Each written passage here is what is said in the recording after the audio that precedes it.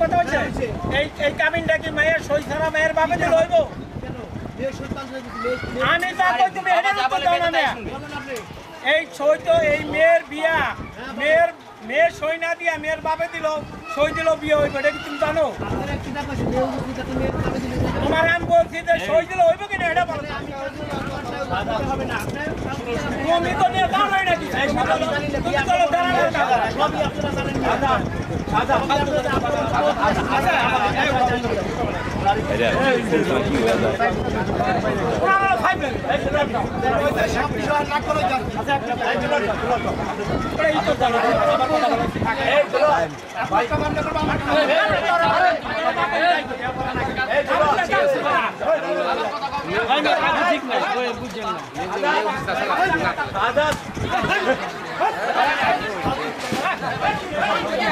ঠিক আছে, এটা ঠিক আছে, কাজী অনলাইন করছে।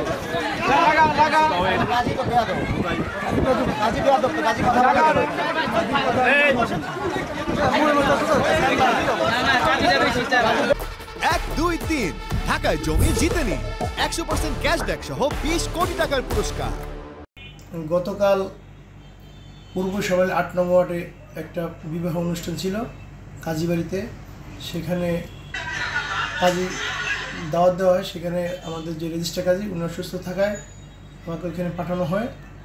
তো আমি তাদের মেয়ে ছেলের কাগজপত্র চাই যে অ্যাডাল্ট কিনা।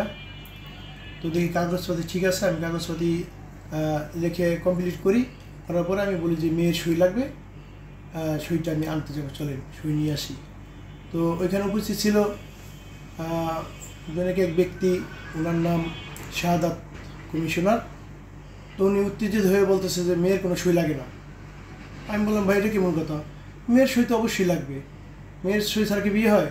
সে আমার সাথে উত্তক্ত বাক্য বিনিময় করে বলতেছে যে তোমার কে শিখেছে মেয়ের সই ছাড়া হয় না, বাবা থাকলেই হয়ে যায়, মেয়ের সই লাগে না। আমি বললাম ভাই এটা কেমন কথা, মেয়ের সই তো লাগবে, যেহেতু মেয়ে উপস্থিত আছে সেক্ষেত্রে মেয়ের সই লাগবে।